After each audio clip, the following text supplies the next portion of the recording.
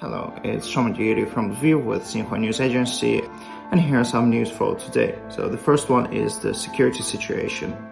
Lviv got attacked at the 3rd of May. A part of the city was out of power, but as for now, situation remains stable. Also, today, Belarus declared its military special operation forces to move closer to the Ukrainian border. Gas and diesel.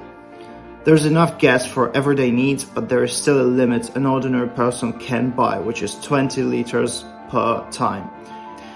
Diesel is very rare to come across. Sometimes gas stations sell it, but usually local people just buy it up immediately.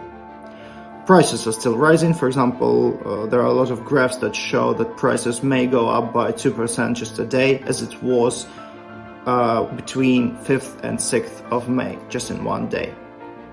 Expert on energy-related issues Sergei Kuyun says that Ukraine may be able to at least lift up the restrictions we currently have, but the prices may still rise because as of today they are regulated, which means that the actual prices are higher. Third one is displaced people. According to Lviv's mayor Andriy Sadovy, as of March 29th, Lviv has given shelter to more than 200,000 people.